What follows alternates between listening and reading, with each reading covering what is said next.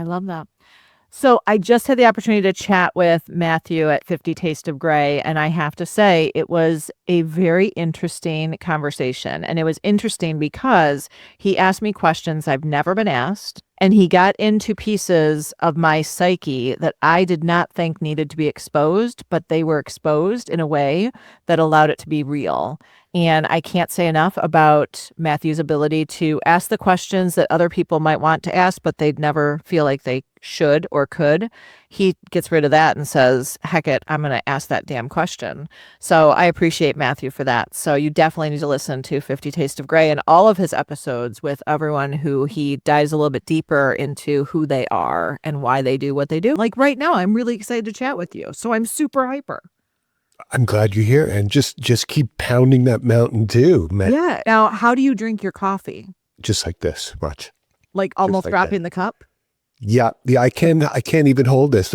Lynn, my wife, made this, but I can't seem to hold it very well, even though it's plenty big enough for me. Oh, you mean how do I take my coffee? How do you take your coffee? There's so many different expressions and words, but I like heavy cream. So not half and half, not skim milk, which tastes like dirt, not any powdered stuff, definitely no sugars, heavy cream. And that's probably a result of having done a lot of keto. Keto allows for heavy cream, but does not allow for milk. Do you know why that is? I do not. Because milk has a lot of sugar in it and heavy cream does not. Oh, okay. Yeah. I learned something. Yeah. Thanks for teaching me. You're so very, very. How do you take your coffee? To taste like Mountain Dew.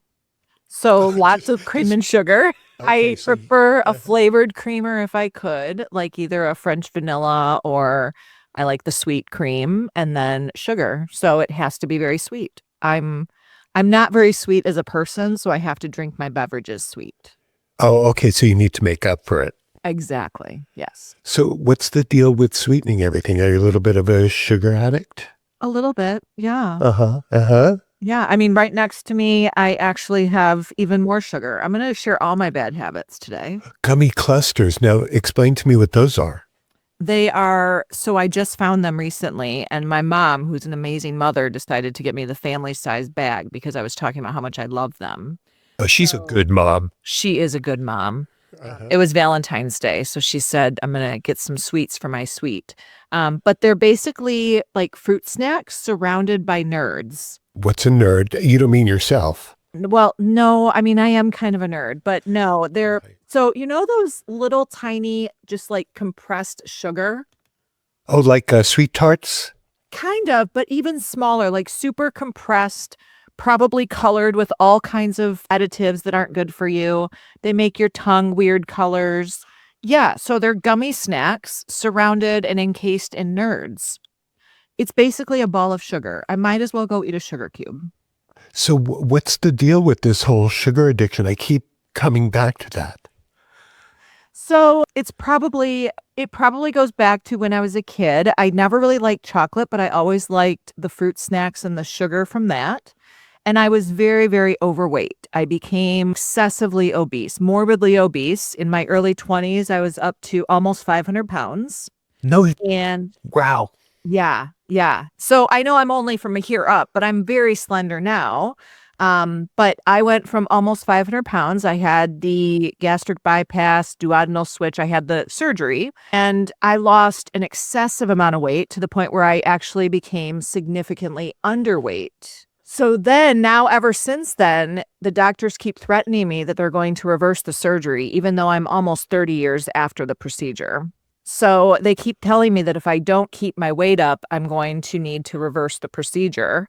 And I don't want that. So I think there's a little bit of a mental thing there of, well, if I just eat lots of sugar, because it doesn't matter how much fat or what I eat, I can't gain a lot of weight. Even when I was pregnant with my son, I never looked pregnant. I can't gain a lot of weight. But if I try to cut out the sugar, because I've tried in the past thinking maybe that'll help my mental state or help me feel more alive or whatever. I mean, I don't feel horrible, but I thought I would try it.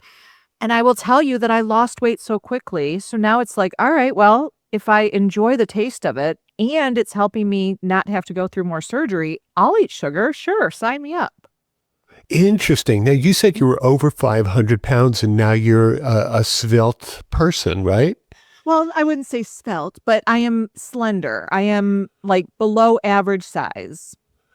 Would you like to get up and pirouette so people who are watching this who need a little bit of momentum or help with their personal diet, they can see what somebody who is 500 pounds is not any longer? Oh my goodness, you're going to make me get up and I'm not It's inspiration. COVID. I'm not wearing COVID gear, but I do have to move my dog. So That's okay. I'm not wearing pants. So, I'm wearing a dress, so that works. okay. So Everybody, this young lady was over 500 pounds at one time. And look at this. This is amazing. That's great inspiration, Megan. Thank you for doing that. I appreciate that. What's your puppy's name? his name is Gandhi. And Spelled like the Gandhi? yes, spelled like the Gandhi, the one on my wall. Yes. And tell us why you chose that name. It's not obvious. Well, my work is all around authenticity, and I believe very strongly in seeing people for who they are and leading with kindness and peace and just trying to have fun in the world because I think we've lost the art of kindness. Yeah. So everything in my life is surrounding that idea of kindness, and it just fits him. He's a great dog. He's the first dog that I've actually, I hate to say it, but purchased, right? So usually I rescue dogs, and he's the first one that I said, no, we're actually going to go to a place that breeds, and we're going to find, he's a Cavapoo, poodle mix, so hypoallergenic. So we went, and there was a litter of, I think, 9 puppies in the litter. And I just sat in the middle of the floor and he came right up onto my lap and just snuggled in. He wasn't obnoxious like a typical puppy. And ever since then, that's his favorite place to be. So usually in calls, he's on my lap. He's going to jump back up here in a second, I'm sure. Okay. And that's just what he does. So you see him when he comes up and then he lays down and then you don't see him again. Okay. Did I just see him? Is he adorned in clothing? Do you put clothing on your Gandhi? It's because I live in Detroit and it's very cold and rainy here. So it's not because he has to have clothing to look a special way, but it's to keep him warm. So he does have a purple vest on.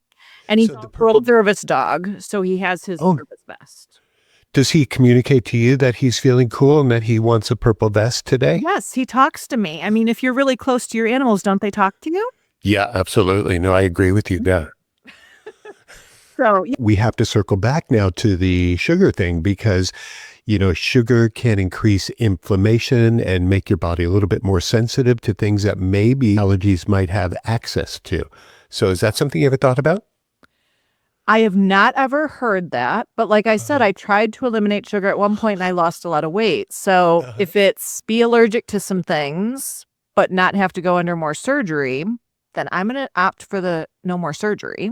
If I could. Right. Now, if there's a way to do both, I'm all about it. As long as I still get to have some sugar because it's kind of a part of my life now. Sugar doesn't only exist in candy. Sugar is everywhere. It's fruit, it's pizza, it's bread, it's rice, it's any starch. Everything is sugar when you look at it, except for meat and proteins, right? Right. And I eat all of that too. And I still really like the taste of a solid sugar cube. Okay. Might there be one under your tongue right now in a sublingual fashion? No, I'll just drink it. Oh, okay. Mountain Dew, here we go again. I wish they were a sponsor for this show, at least. Right? I tell everyone all the time. So a lot of my clients know how much I enjoy Mountain Dew. So a lot of times if I go on site or if I'm visiting anyone, they'll have a Mountain Dew waiting for me, which is just a beautiful testament of love and relationships. So you're known for that. I'm pretty easy to read because there's certain things that if you do anything purple, I will probably love it. If you bring me a Mountain Dew, I will probably gain a little bit more appreciation for you in my life. And let's see what else. Oatmeal cream pies. Those are really good too. Oatmeal cream pies. Is that a commercial product or is that something that Megan makes in her kitchen? No, I've never tried to make them. They're basically like whoopie pies, but they're made with oatmeal cookies instead of the chocolate cake. Okay. Now I'm guessing that when it's nighttime and everybody's in bed and you're still on the couch and so on, what's your favorite cocktail with the Mountain Dew? I'm not a big drinker, but if I were to have a beverage, I never drink home alone in the house. If I'm out with friends and we're drinking, I will have a red tea shot. What And is the that? reason why it's a shot is my stomach is very small, right? With the gastric Mhm. bypass and with all of that, my stomach is still very small. So it's easier for me to take a shot because it's less liquid than to have a drink because I just don't like this one Mountain Dew I've had on my desk for a couple hours already, and it's only this much gone because I don't have a lot of space for it in my system. Right. Okay, so what's the shot going to consist of? The red tea shot is usually red stag and a bourbon or a whiskey, and then sweet and sour or sour mix. Wow, what is red stag? It is a form of whiskey, I believe. I don't really Uh-huh. know. I'm not a mixologist, but I know it's red stag, and then I believe it is either a bourbon or a whiskey with it as well. Okay. Okay. I Yeah, just asked for it, and the wonderful people behind the bar know what it is. they know, this new generation, those kids, they know it all. Right? They know it all, or they think they do, and they do know a lot, but yeah. Uh-huh. But nowhere close to you and me. I don't know. My son's pretty smart, but I feel like I have to say that as his mom. Yeah, well, is Tell he him all going the to time watch he's this? smarter than I am. You're saying stuff that makes me believe that you're going to sit him down and have him watch this. Funny story. He actually Googles me on occasion because I'm on quite a few different podcasts or articles, or I have my own channel and whatever. So he'll Google me periodically because he knows that I often talk about him. So he will Google me and find out what my last story was about him. And they're always positive. Well, 95% of the time they're positive. There's that one time where like he interrupts a really important call because he's loud, but even then he's just being a kid and I love him to death. So his loudness, is that just his basic personality? Are you feeding him Mountain Dew as well? No, he is not allowed to have Mountain Dew and he doesn't really like it. But what he does like are those energy drinks.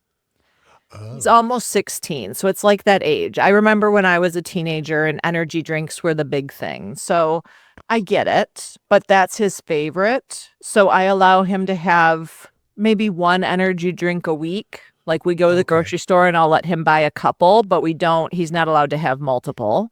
That doesn't mean that at school he doesn't have them on occasion. I'm sure he does.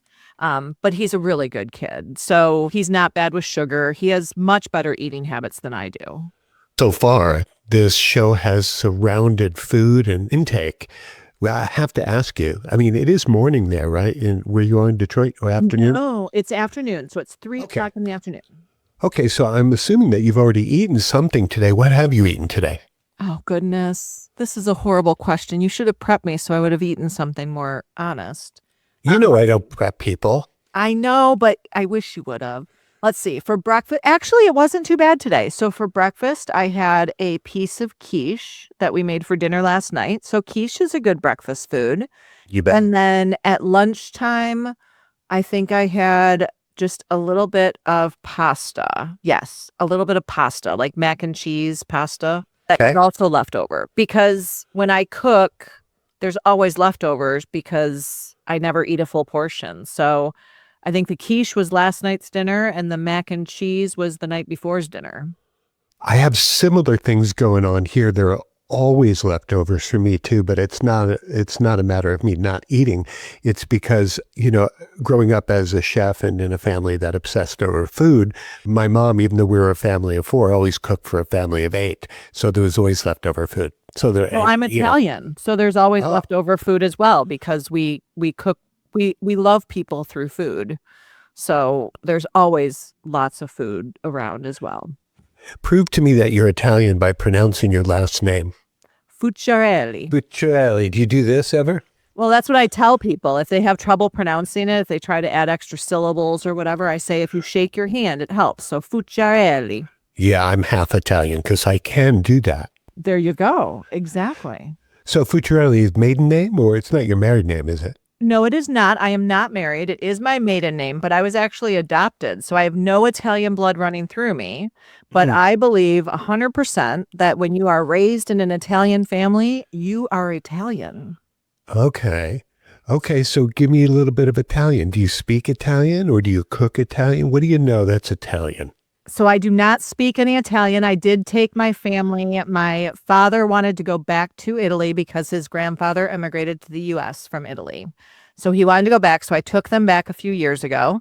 I speak Spanish fluently. So when we were in Italy, I don't speak any Italian. No one in the family spoke Italian, but I would speak Spanish, and it would be enough of a connection that we were able to navigate the country pretty well if I spoke Spanish, because the Romance languages are similar enough. But I do love to cook. But here's the other thing. We're talking about food, right? I'm a huge foodie. So I am allergic to tomatoes. So an Italian allergic to tomatoes, Matthew. Oh, I don't know. I don't know about that one. I know, but I can cook some mean Alfredo sauce. I can cook homemade meatballs, all the good stuff. I do a veggie lasagna instead of like with a white sauce. It's brilliant, but I can't do anything with tomatoes. I can cook our native homemade Italian sauce, red sauce, but I can't eat it. So oh my gosh, you can't be a good chef if you can't taste your food as you're cooking. Yeah, right. You know, and tomatoes are the foundation of so many foods that are not Italian as well. Yeah. Like you mentioned pizza earlier. I can do pizza, but not with a traditional pizza sauce. I have to use either pesto or garlic herb. But I can't do a traditional tomato sauce or ketchup or barbecue sauce or any of that. Well. You could have a nice clam pizza.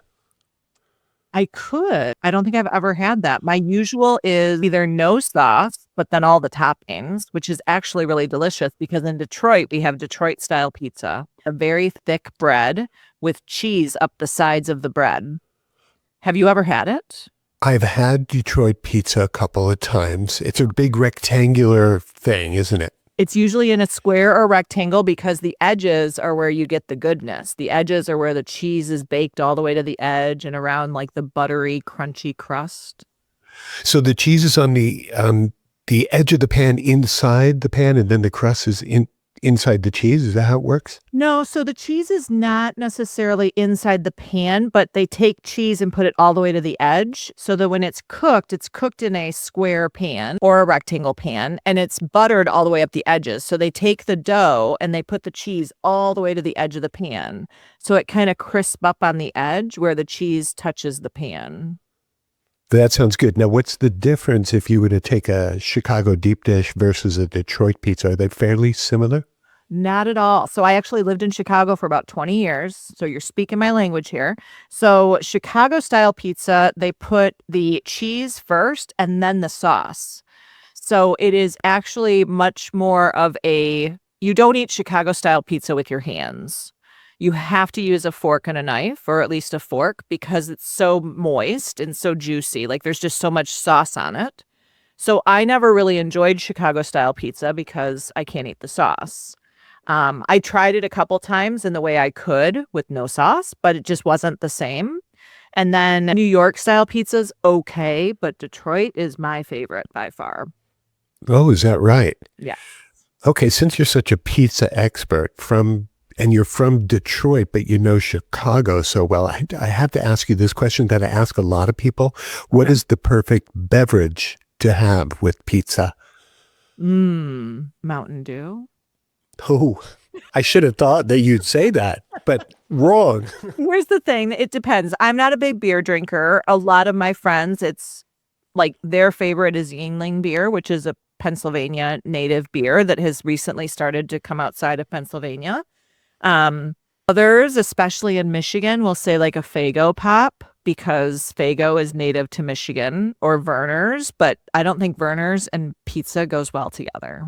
Mm-hmm. Yeah. I do love Verner's, but not necessarily with pizza, like you just said, but it's pretty delicious. It is really good, and I don't really like ginger ale, but Verner's is a different breed. Oh, yeah. Ginger beer. Really, really good. Yes. Okay. Well, that's good. You gave us a little bit of your background, your love of food. What's for dinner tonight before we transition into the rest of the show? Oh, what's for dinner tonight? I haven't decided yet. I pulled out chicken. So something with chicken. I don't know yet. I usually wait until my son comes home and then we talk about it. And sometimes we'll cook together. Sometimes I cook. Sometimes he cooks. So I don't know. We'll figure it out when I go get him. What's his age? He will be 16 in a few months. So he's a good age. He's getting ready to drive on his own, which I'm Are girls entering the picture? To. Yes, he's had a couple girlfriends. Nothing serious yet, thank goodness. I don't know if I could handle that right now. But he is a sweet, sweet kid. We're doing his college tour the end of next month, so we're gonna visit some schools and have a big road trip together. So he's a great kid. What schools will you be checking out? So we are going to start at Howard in Washington, D.C., and then we're going to go to North Carolina A&T, and then we're going to go to Morehouse in Atlanta, and then we're going to go to LSU. So we're driving about 3,500 miles in 1 week. So what happens when Sonny Boy chooses a university that's far away from Mama? So he has already asked me if I would be willing to come with him. We are very close. And I moved back here from Chicago to be closer to my parents because I'm an only child and taking care of them as they get older. So I've talked to my parents about that, and they have said that as long as he chooses one of the two southern schools, they will move with us as well. If he chooses one of the schools that are a little bit further north, they don't want to move because their whole thing is if we're going to move, we want to go where the weather is nicer, not the same. Right. So we'll see. I don't know. I know he will be phenomenal wherever he goes, and I will miss him. But I also know that I have the luxury of working from anywhere in the world.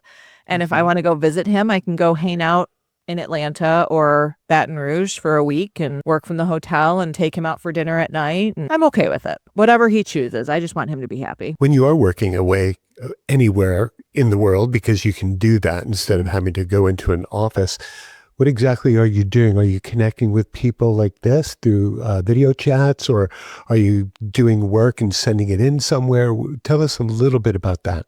Yeah, so I am a speaker and an author, and then I also run a consulting firm that focuses specifically on leadership development, employee engagement, and morale. So I do a lot of training. Some of them are virtual, some of them are in person. So even though I might have to fly out to different areas, most of the time I'm just working from a computer, prepping for projects, having conversations like this, writing for my next book or my next article. So it's pretty nice. I love it. Interesting. Now, I want to be honest with you, Megan. When someone calls themselves a visionary and trademarks their own authenticity, which is what you've done, my instinct is always to ask, what is the messy, unpolished version of you that those words are trying to protect? Oh, goodness.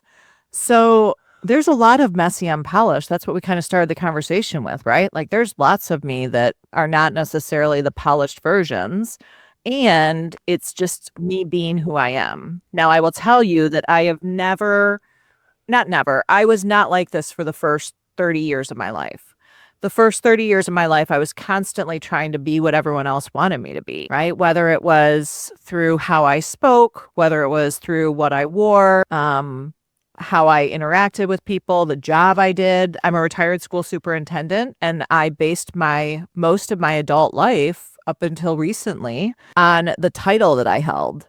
So it was a big shift to go from a superintendent to a business owner, but I didn't even call myself a business owner for a few years. I mean, even to this day, my family talks about, have you found a job yet? Like they still think I'm unemployed, which is kind of funny because I take them on vacation all the time. Like, where is the money coming from? We're definitely not independently wealthy. But I say all of that where I don't think I'm protecting or hiding anything. I think that I reveal parts of myself to different people. There are certain parts of myself that I reveal only to my very best friend. There are certain parts of myself I reveal only to my partner. There are certain parts of myself I reveal only to my son. So I think there's just different parts, and I think all of us live in that world. I don't think anyone can say that there's one person outside of ourselves that knows everything about us, even though they might know a lot. Getting back to having lived earlier lifetimes of yours with titles, doesn't authenticity amplifier that's trademarked kind of do the same thing as some other title you might have had? Yeah, I hear where you're going with that, but I don't think it does. And the reason why I don't think it does is because my whole goal is to showcase what the potential is for others. And it's not about my title. It's about showing others and helping empower others to be able to lean into their own authenticity. Like my goal is to amplify other people's authenticity. It's not about my title. It's more about how I can support others, if that makes sense. Okay. It makes sense. Give me a for instance, how you've been able to do that, and then how do you quantify your success as a business person? Yeah. So my biggest piece with the idea of authenticity amplifier is my goal is to amplify leaders to be able to have authentic spaces. So oftentimes you hear people talking about, oh, well, you need to be authentic and putting it on the onus of the person to be authentic.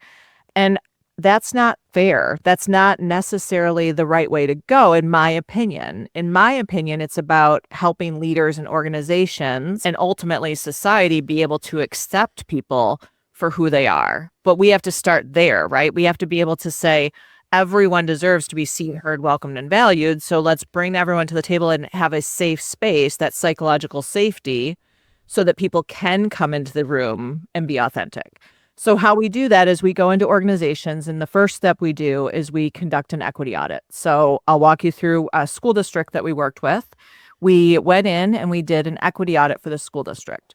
And in that equity audit, we talked to different constituents. So we talked to families, we talked to students, we talked to teachers, we talked to administrators, board members, the community, and we asked them different questions about whether they felt seen. And we looked at their curriculum and their policies to ensure that different stories were being told and not just one side of the story. Because I know when I was in school, it was just one side of the story that was told. So we wanted to make sure that all of those pieces were there, not in a judgment sense, but to give them an accurate depiction of where they're currently at in their district. Then the second phase, and we've worked with this specific district for 3 years now. So the first year was the audit. The second year was doing some training to address any of the blind spots that we identified through the audit. And then this year, we're working with them in direct coaching models and actually going in and providing coaching and mentoring for the educators and for the administrators in that district to be able to implement the training that we did last year and to actually put it into practice. So it wasn't just a one-off training, but it's embedded into their everyday. And what we've seen is less disproportionality, which disproportionality is, let's say, for example, your school is 50-50, 50% Black, 50% white. I don't think I've ever known a school to be that way, but I'm trying to make a simple example here. So 50-50, but 80% of their discipline cases happen to be Black students.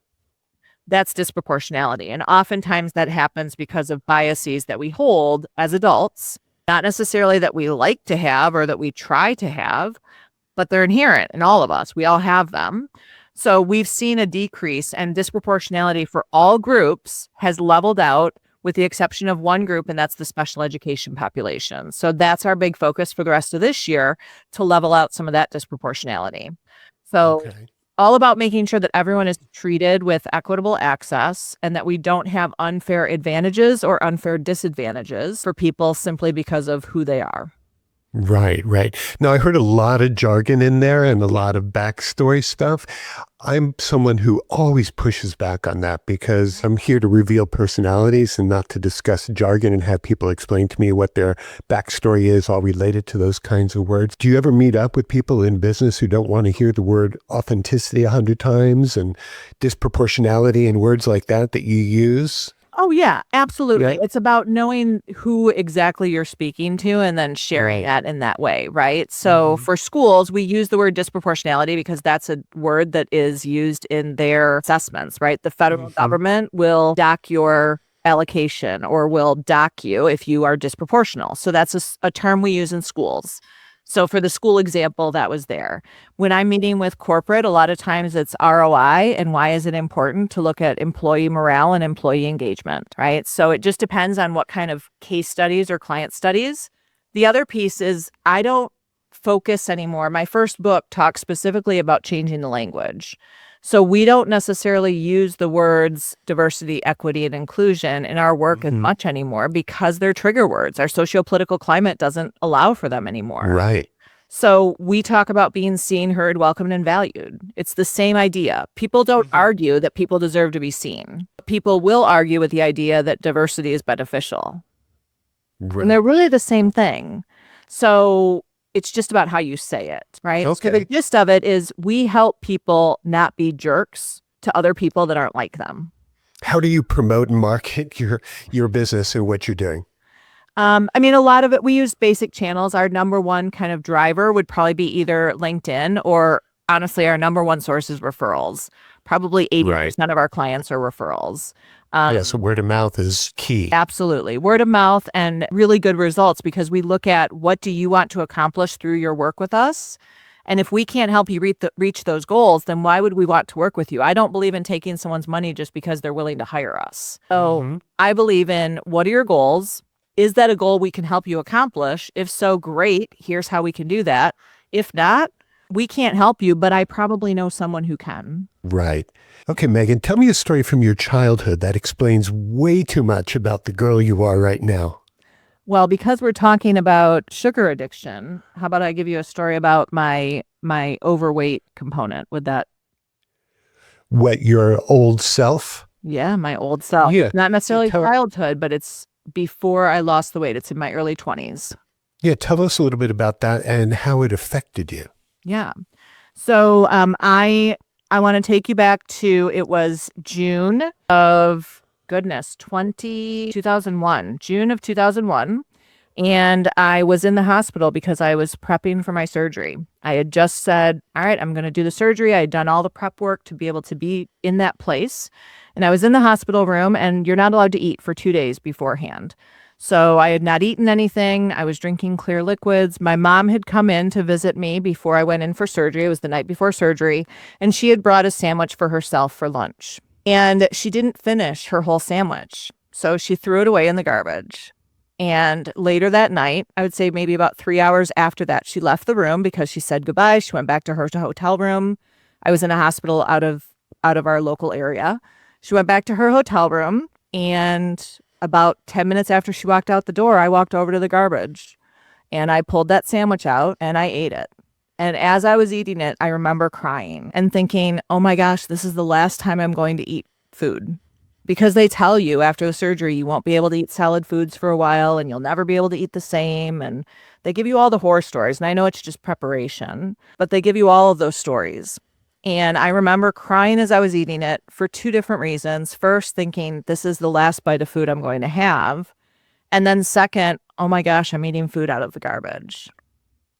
And I remember that moment saying, I cannot continue to live my life so much in this space. Now, with all of that being said, I'm still addicted to food. I love food. I'm constantly surrounded by food. But the difference is I love food, but food is not my reason for life. And I enjoy when I want to eat something, I eat it. I might just eat a bite or two, but I don't divulge and indulge in the level that I used to. But that was a pivotal moment from my life of I am okay as I am, and I don't need to live like this anymore. You know, that is a story that I've heard so many times, and it makes sense. You know, one of the things that appears to me that's missing from that surgery is the behavioral aspect of teaching people and helping them understand what's next and what's going to be. The surgery works, there's no doubt about it, but for how long, and does it really help change your mind? And it appears as though it really doesn't. Well, I think there's a couple different levels to that. First, for the surgery, at least the surgery I went through, which is no longer approved by the USDA because it was an extremely drastic procedure. Now it's one of the 3. I had all 3 procedures that they do now. I had all 3 at the same time. Now they do one at a time. But with all that being said, I had to go through, and everyone who goes through that surgery has to go through psychological testing and make sure that you're ready for it.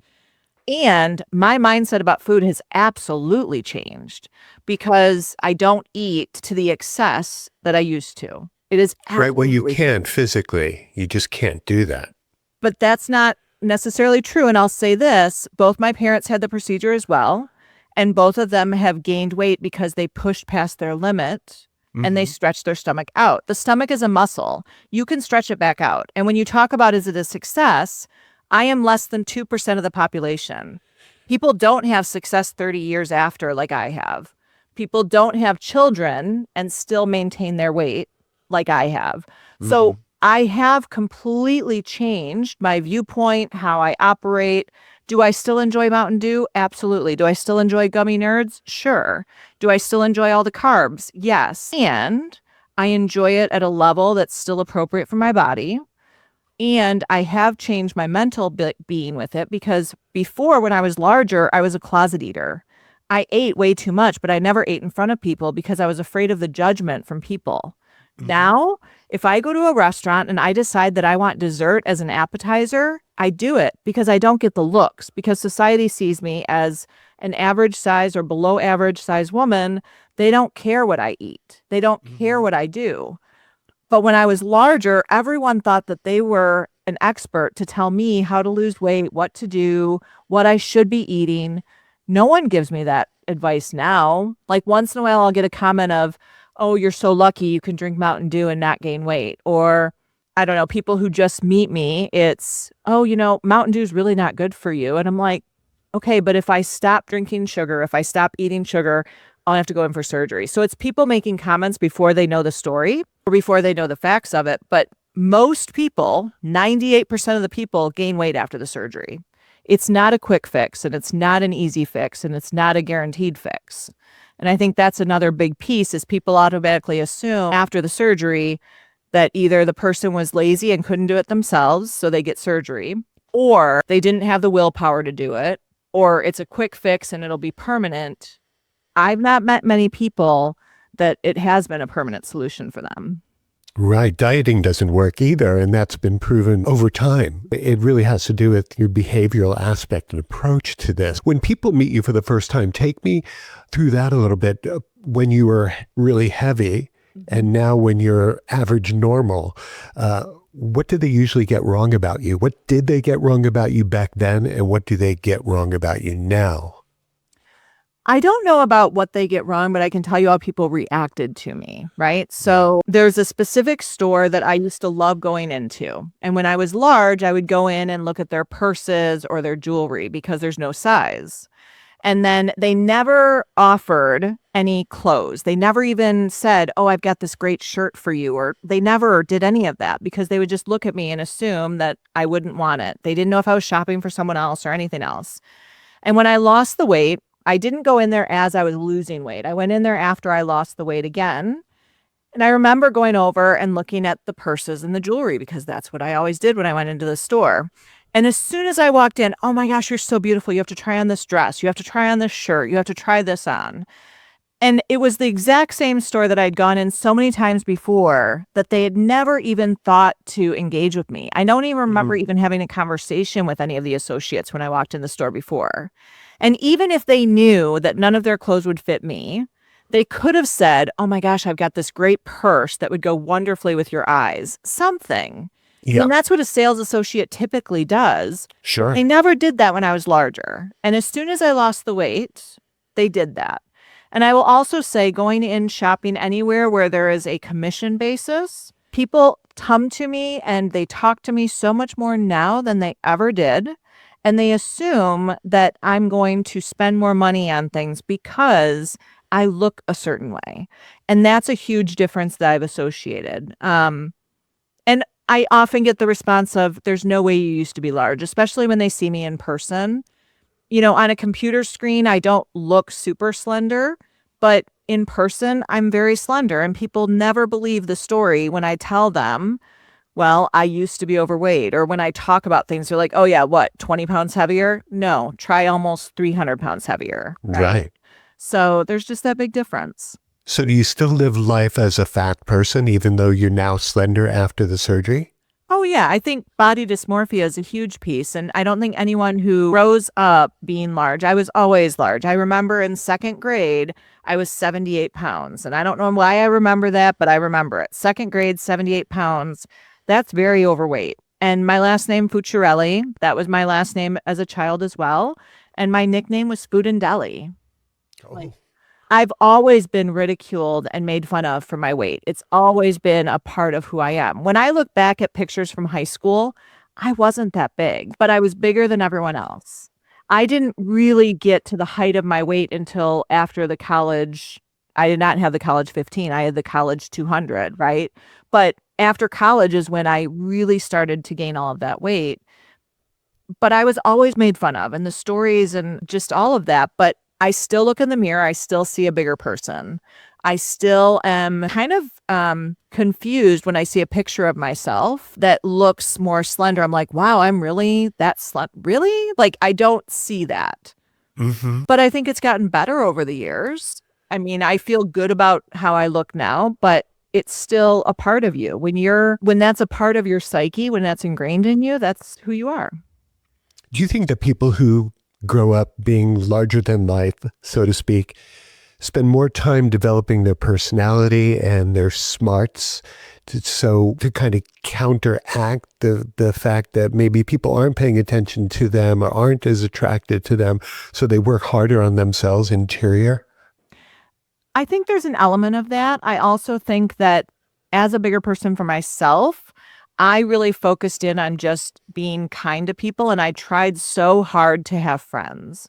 So I was that girl in high school who around the holidays or Valentine's Day or anything else, I remember for Christmas specifically, I got a Christmas card and those little miniature candy canes for every single person in the school. So it was like 3,000. I personally hand wrote out Christmas cards and taped a candy cane to these, and I gave them to people because I so desperately wanted friends. And I had a lot of people who would call me their friend.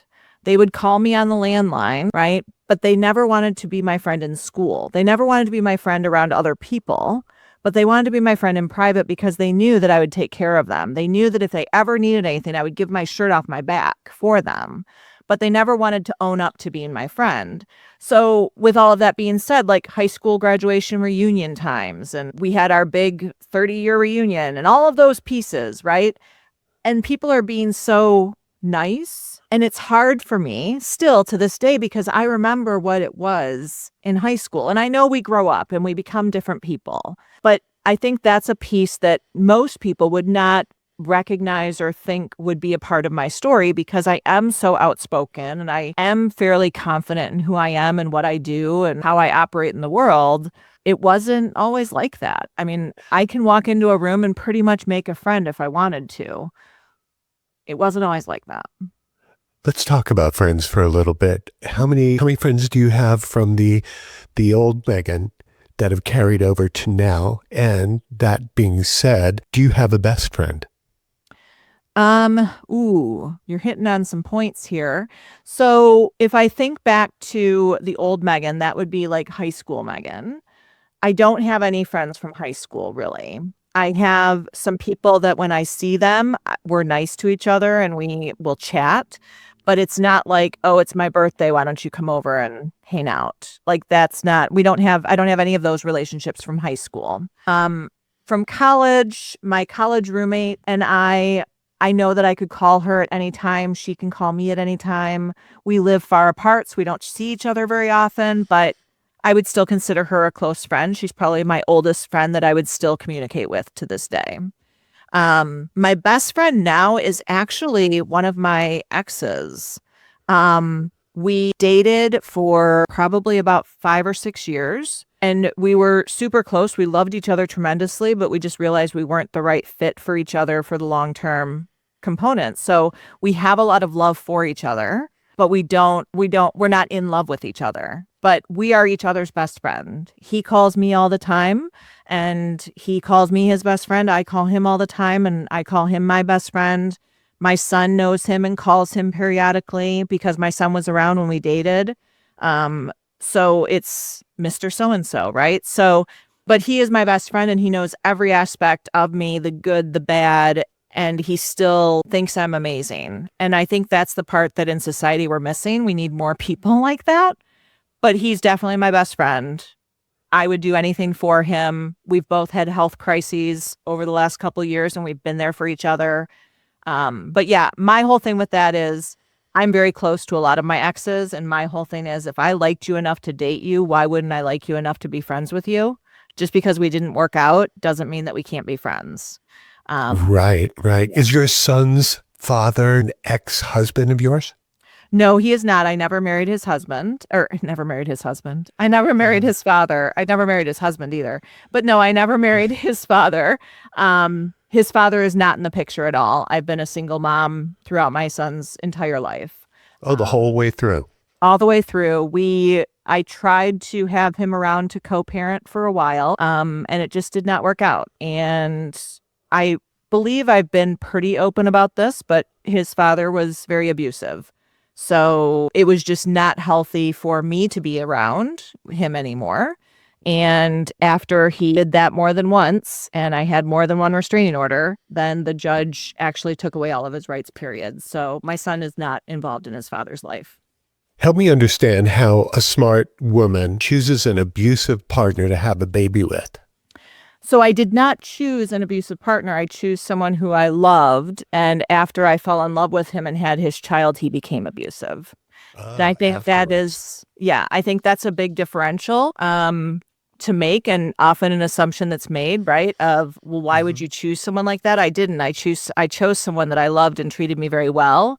And after he felt like he had me, right, then he became his natural self. I found out after the fact that that was who he was. And to this day, he had traumatic PTSD, post-traumatic stress from serving in the military.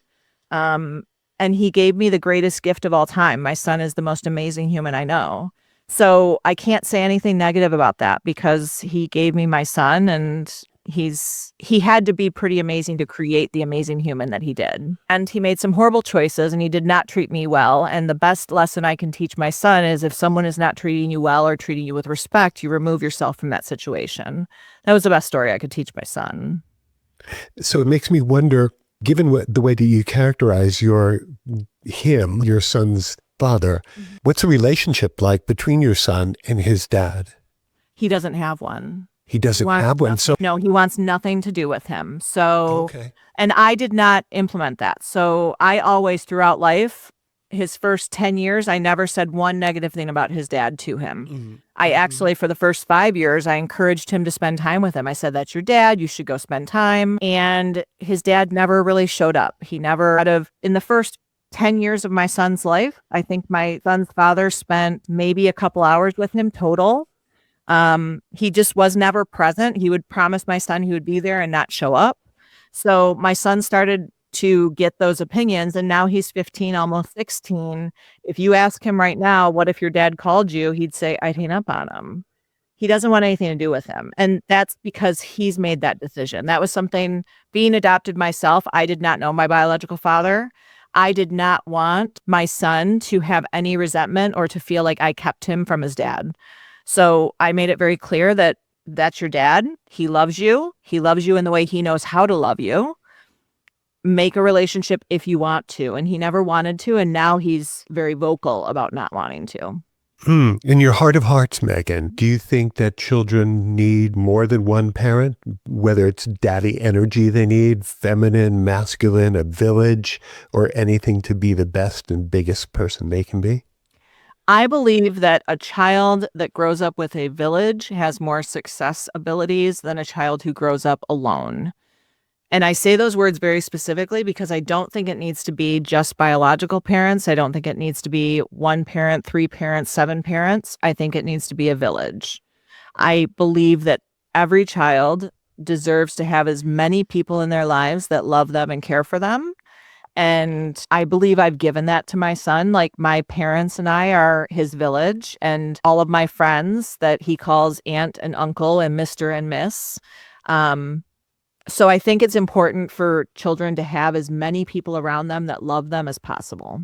Well, that sounds good. So you think he's fine, he's grown up okay, he's got friends, he's got, natural, normal kind of relationships? Oh, absolutely. Absolutely. Because I always think about, like, for instance, you were adopted, right? Mm-hmm.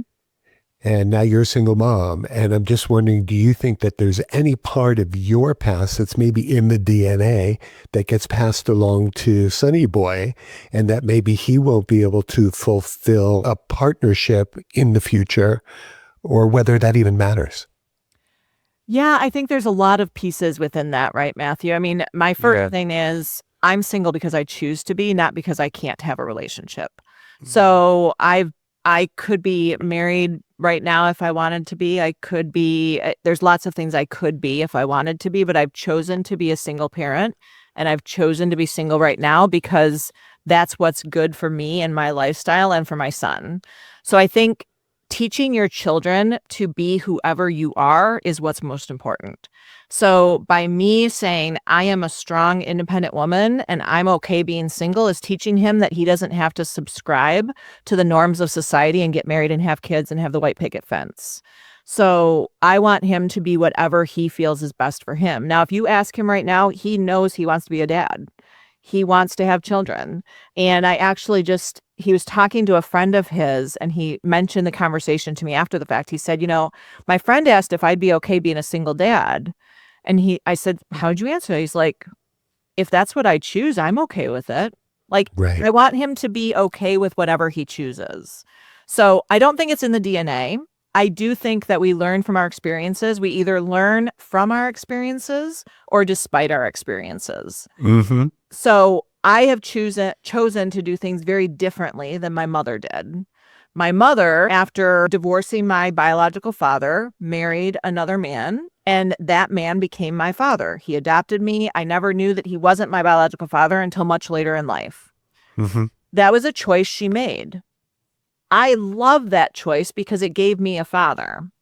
And I didn't love that choice until recently. When I was growing up, right after I found out that he wasn't my biological father, I was angry. I was resentful. If you looked at the relationship I had with my parents when I was a teenager and in my early 20s, you would never think that that was me if you look at my relationship I have with them now. Relationship I have with them now, we are close. We love each other thick and thin. They are my biggest support, and I am their biggest support. We are very, very close. Mm-hmm. It wasn't always like that.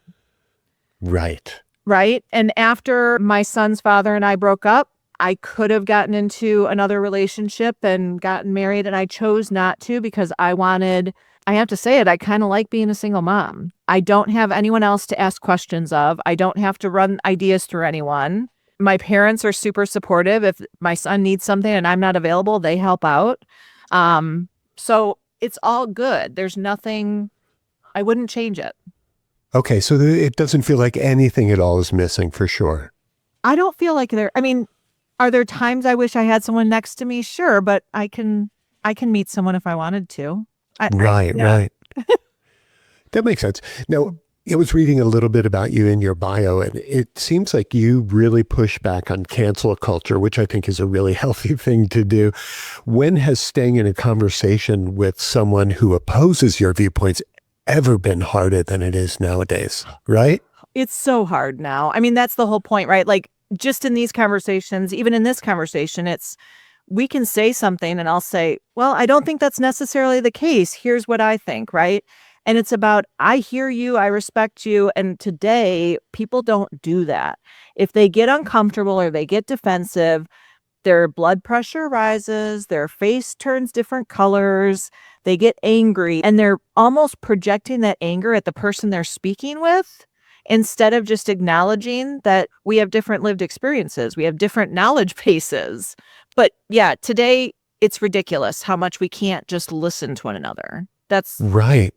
It's such a simple thing, but it's caused so many problems. You know, what's interesting to me, I consider myself a good communicator and somebody who wants to have a great outcome almost all the time, except when I meet a real a-hole and they're coming from a completely different side of the world from me. It's just as easy for me, or maybe easier for me, just to like turn my back and walk away and not have to deal with that anymore because it's kind of like toxic. And what I would say to that is sometimes people come in wanting to be toxic and be an a-hole, right? Sometimes. And I believe more often people come in saying their opinions that they believe are facts because of their lived experiences and not realizing how much what they're saying could actually be harmful. And if we walk away because we're angry or we're not ready to have the conversation, then that person never learns that there's another perspective or another side of the story. I just had this conversation earlier today in I don't know, I think it was a networking group or something. I was talking to someone and they said, well, if someone asked me a stupid question, I'm just going to tell them to F off and walk away. And I brought in an invitation. I said, well, if you're able to, because you have to look out for your safety first and foremost. If you're not ready to, if you think it's going to be too emotional, it's not healthy for you, then walk away. But if you feel like it could be okay, I would invite you to say something like, why would you ask that? Or I'd like to share a story, right? Or can I share a different viewpoint? Or were you aware that that question you asked me is actually really stereotypical or anything? Because when we bring that up in that way, not bringing up defensiveness, not being an a-hole back to them, because two a-holes together just creates a big ol' a-hole, right? So not being a jerk back to them, but just saying, have you ever thought that there's other perspectives that maybe you have not experienced that are still valid? And that's the part that doesn't happen, right? That's the part that people are worried about, or they're just like, I'm so frustrated. It's not my job to teach everyone. If none of us think it's our job to teach anyone else, then no one's going to learn. Right. But Not don't just people our need to, teachers.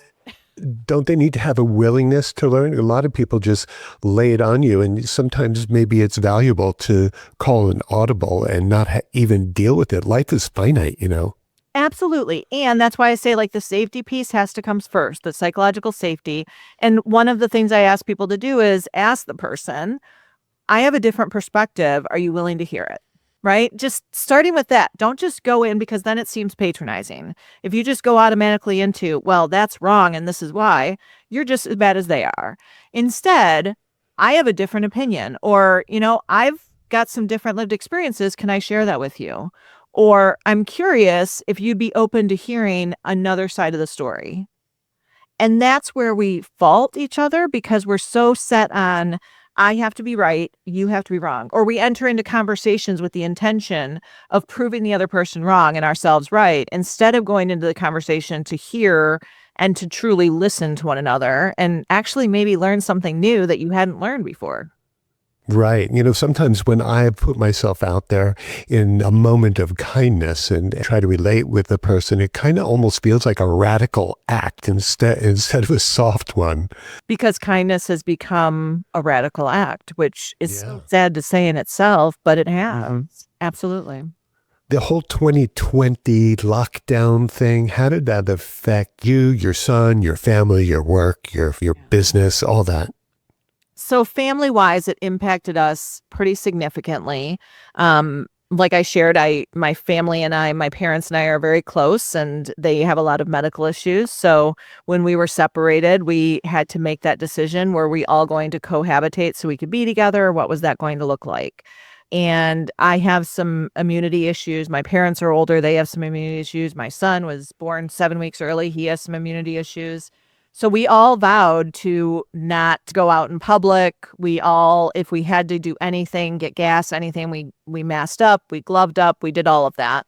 Mm-hmm. And I was the designated shopper for the family. So I would go to the grocery store, get what we needed, drop it to my parents. And then I would leave it on the doorstep, let them do it. And then once I was isolated for 3 days, then we would go and see each other again because we only saw each other's households. My son never went to school. I kept my son out of school for an extra year past when they opened it up because they allowed virtual schooling for that next year. So he was out of school out of physical school for almost 2 years. It was virtual the entire time. And then we also lost a really close cousin, a second cousin to the family, my dad's first cousin, within the first couple months. And I actually contracted COVID early on in the fall of 2020. So it was when it was at the height, hospitals overflowing. I contracted COVID and there was no room in the hospital for me. So I was home and I basically had my parents pick up my son so he wouldn't be there. And they were isolated. And I remember it was over Thanksgiving time. They came and said hi to me through the front window of the house. My doctor at the time called me every day to check in on me, gave me an oxygen reader to check my levels. And I remember her telling me, because my oxygen levels were below 90 at one point. She told me to contact my lawyer and make sure all my paperwork was in order because I'm a single mom. I have a son to take care of. That was a scary moment. And I think that was another point in my life where I said, I'm going to live every day like it's my last because we never know. So COVID was hard. On the business itself, we were mostly in person prior to COVID. We went to virtual after that, and now we've kind of balanced back out. I would say probably 70-30 virtual now. So we've stayed a lot of virtual. But the other piece, in addition to COVID in 2020, we also had the murder of George Floyd in 2020. With my business specifically, that was a big piece that impacted our business. So Right. lots of positives, negatives. I don't even want to say positives. There were no positives. Business increased, but when my business increases, it's because society is at its low. Yeah, So, interesting, isn't it? yeah. Yeah. Yeah. Were you the only one in your family who got the COVID? No. So I was the only one who got it to that extreme, and I was the only one who got it during like the height of COVID. All of us have had it at least once. I've had it 3 times. I think my son's had it twice. My parents once or twice, but they all had it after they were vaccinated, so it didn't hit as hard. Right. So Right. it wasn't like some symptoms, but nothing bad. I was the only one who got the real bad before vaccinations were available. Didn't know what it was going to be next. You know, it's interesting, Megan. I've always asked people a moment in their life that was chaos, but is now comedy, and no one ever responds with COVID. No, because it's not, Yeah. there was nothing funny about it. Nothing. Right. Yeah, and nothing beneficial or positive, even if it wasn't funny. No. The one thing I think COVID did do is it humanized people and the idea of working from home. I do think it did do that, and it allowed people to be a little bit more themselves in a home-like environment. Like prior to COVID, even if people were working virtually, they never had their animals around. They never drank or did anything on the computer, right? It was, we're here for a meeting. It must be sterile and you must be straight here. But Right. since COVID, and I still remember the one video of, I think he was a newscaster or something, and the little child on the walker in the background and the mom crawling in the room and pulling him out, even though we could see her crawling in, right? Right. There's so many instances like that, whether it's a cat walking across the stage or across the camera or someone eating or drinking. We used to have lunch meetings all the time where we would eat in front of people, but now it's like totally against the rules to eat on a Zoom call, which makes no sense to me. Like you're going to eat if you're going to a lunch meeting, so why not eat on a Zoom call as long as it's not falling out of your mouth? That's interesting. I didn't even think of that. Yeah. Whenever I'm doing trainings, whenever I'm having meetings with people, I say, hey, I'm going to have a Mountain Dew. Feel free to drink. And I might even eat something. So feel free. Like you're in your home office. We're having a casual conversation. Now, if I'm presenting or doing something formal, I wouldn't have eaten before. So why would I eat now? But if we're just having a casual conversation, what's wrong with eating or drinking? You know, it's interesting that you said that you thought that COVID helped humanize people. And I don't know if that's the case for me. When I look at it, it seems like I seem more disconnected from the real world, and the real world meaning prior to 2020. Everyone's on their device more and more and more. Everyone's got this thing attached to the end of their arm. And I don't know if I'm seeing the humanity in the way that you just described it. Interesting. Yeah. Yeah, I can see that viewpoint. I think we've definitely gotten more attached to our devices. I don't know that we wouldn't be attached to our devices if COVID hadn't come, though, because I think as technology has progressed, like I remember when internet first came out and it was the horrible dial-up tone and you couldn't use your phone when you were online, right? So I think as technology progresses, we've gotten to the point where I remember it was a luxury to have a cell phone. Now children have cell phones. Right. And I think, or even home computers. It was a luxury to have a home computer. You were considered rich, and now everyone pretty much has a home computer. So I think there's just a lot of aspects of that, but I can totally see that point. Absolutely. Do you think that in any way that devices are good for kids? When you and I, when we were 10, we were playing outside with our friends. My mom would say, dinner's at 5:30. See you later. Yeah. But kids nowadays, they're protected by their parents. They can't walk to school. They need mommy and daddy to do everything for them if they're going to be outside of the house. And then the rest of the time, they're on their devices. I don't see how this is good for the future. Yeah, I mean, for me, it wasn't even come home at 5:30 for dinner. It was when the street lights come on. That was my signal, right? I'm sure you had that same thing, right? Like when the Sure. street lights come home or come on, you better be home. Right. Yeah, I think there's definitely less play, or at least the type of play, physical play that we had, right? I remember there was a lot more physical play and we were outside. My son doesn't do that as much. My son still plays. It just looks different, right? My son plays video games and he gets on phone calls and he plays with his friends or they talk, or he's in band, so he plays his instrument, or he's in robotics, so he plays with his team. So I think play looks different, but I also think that play looked different from my parents' generation to our generation to my son's generation. Except I'll just push back a tiny bit on that. Our parents and us, definitely different. But you know what?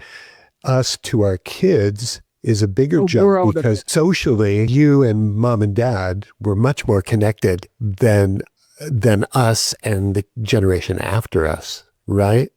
So the social stuff is what's missing now.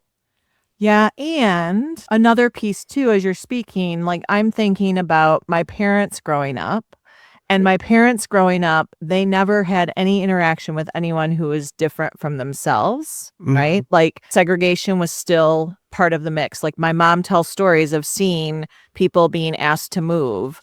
And so my mom shares stories like that. I didn't experience any of that. So I think there's a different kind of level to every piece. And this generation definitely has technology as a number one indicator and a number one kind of priority in their life. And as parents, it's up to us to be able to monitor that. So my son did not have a phone until he went to high school. So even though all of his friends had phones in junior high, he did not. He had a phone, but it didn't have a phone number. It was only used for wireless access, like Wi-Fi access when he was in a hotspot area. But when he got his phone, I still had the rule to this day. He's almost 16. He's not allowed to have his phone in his bedroom. So he doesn't have it when he goes to sleep. He doesn't have it when he goes to bed at night. We also have at least 2 hours every night where neither of us have phones. We have to model by example. It's not just our kids who have their phones attached to them. It's also us as adults that have our phones attached to us. Oh, yeah. Right? So we model by example. We have at least 2 hours every night where neither of us have a phone. And we're either watching TV, cooking dinner, talking, playing a game, doing something that's not on the phone. So I think it's up to us as parents, too, to monitor that, because just because it's available doesn't mean that your child has to have it. Right. No, I agree with you. I think monitoring is very important, but establishing boundaries and rules and things like that, I think is also very good. Yeah, absolutely. Okay, Megan, we're going to shift gears for a second. If your personality had a theme song, what would it be? Oh, goodness. I don't know if it would be my personality, but the theme song that I often think about or that I would love to kind of utilize is Andre Day, Rise Up. It's the idea of rising up against any kind of injustice, any kind of hardship, just like you can rise up. We can come through this. There's been a lot of things. I think everyone has stories, right? If I were to share all of my stories, I think it would probably evoke some sympathy, and I don't necessarily want sympathy, right? But I think it's the idea of how we can overcome those. It's not the idea of people are successful if they don't have failures. I believe people are successful if they're able to get up after they failed. And rise up is the whole idea of you can have a lot of bad stuff happen to you and still get up and still rise up and still do great things. Okay, that makes sense. Now, rising up, does that mean against the man, the machine? Somewhat. I think it's more about just rising up within yourself. Okay, yeah, that makes sense. If you could master something unrelated to your career, which I know is really important, and your sonny boy, who's extremely important, what would it be other than those two things? Oh, outside of those two things, I would love to be able to speak multiple languages. So I would love to be a polyglot. Same here. Yeah, absolutely. I would love to be able to pick up languages easier. I seem to watch a lot of polyglot YouTube videos, and just it amazes me to see these people doing this. Yeah, I would love to do that. Absolutely. What's a food memory that from your childhood that still lives in your body? So that I would say the most Italian thing about our family is every single emotion is met with food. You're happy, eat. Let's celebrate. You're sad. Let's console ourselves with food. Everything is food. So related.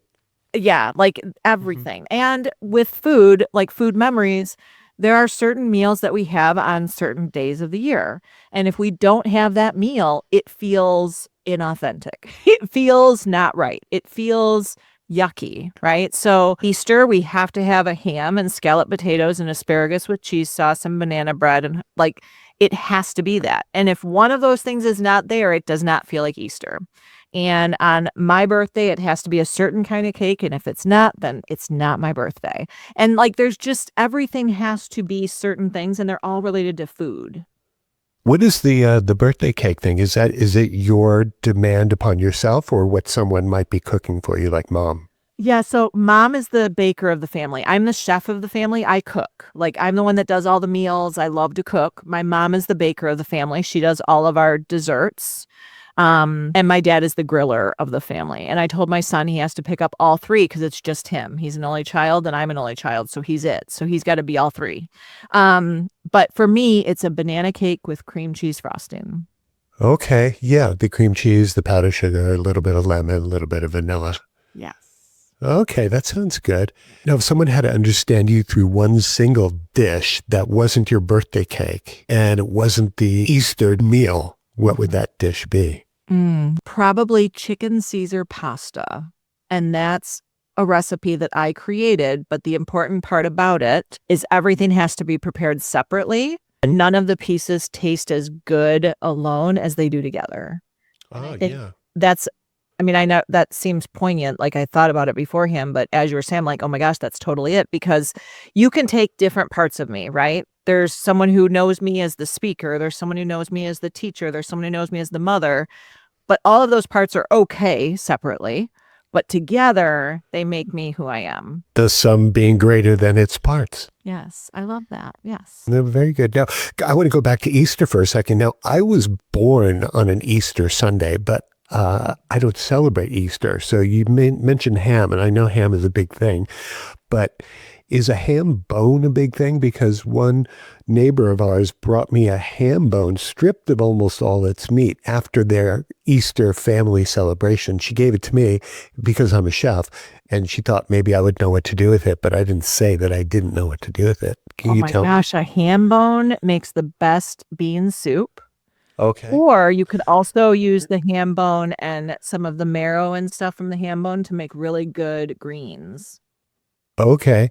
So is that a thing that people give other people ham bones besides someone giving me one? So I don't know if that's a thing. I don't know if I've heard, but what I will say is anytime I cook a ham, my dad wants the bone because he loves to make homemade bean soup. But I don't think I would give it to someone random, but my dad would take anyone's ham bone. Absolutely. Like the Jewish guy across the street who was born on an Easter Sunday. It's just like, because I'm that, I don't know what to do with the ham bone. Yeah, no, I don't know if I would ever give a random ham bone to someone, but my dad would take a ham bone from your neighbor. If your neighbor wants to get rid of it next year, I think let's pull them together because, Easter's approaching, right? In a month or two. Yeah. Yeah. Let's do it. Okay. Well, let's connect. Let's get your dad on the horn right now. Yeah, we'll follow up on that. Okay. What impact do you hope that people bring away after having met you for the first time? That they are enough and that they deserve to be exactly who they are in the moment, just to make it work possible. Yeah. Do you remember that character back a million years ago on SNL, Stuart something, and he had all these... Fully. Yeah, right. He had all these delicious lines like, I am enough. He just reminded me of that. Yep, absolutely. Yes, I am enough. I am worthy. I am good. Yes. Okay, Megan, it's your turn now. We're going to turn the tables, giving you a chance because you survived all my questions, and I know I was somewhat brutal, but it's your turn to ask me a question or two if you want.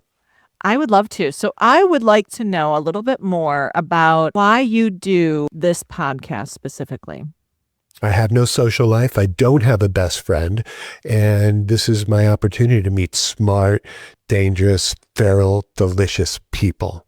I don't agree that you don't have social skills. Really? You don't have social skills? You've been... No, I have no social circle. No social circle. I have plenty of skills. Social skills. What? Right. You totally communicated with me here. Did I say that? Did I use the word skills? You did. Oh my gosh, I'm going to have to go back in the post stage and take a look at that. I'm telling you. Okay. And let's do one more. What is your favorite dish to cook and why? Anything that makes someone like stop and savor and think about how something tastes and how that's going to affect the rest of the evening. I love that. I truly believe that food is something that's meant to be savored and it's an experience. And yeah, it's not just meant for nourishment. Yeah, heads up. When you go out the next time to a restaurant, take a look around. And for those who are eating, who are not staring at their phone at the same time, see how few of them are actually savoring the flavor and the taste and learning how to enjoy. Yeah, I love that. Yes, absolutely. I hope you had a good time today. I did. Thank you so much. When we say hello or goodbye or I love you, it's always aloha. Would you like to bid everyone an aloha? Absolutely. Aloha.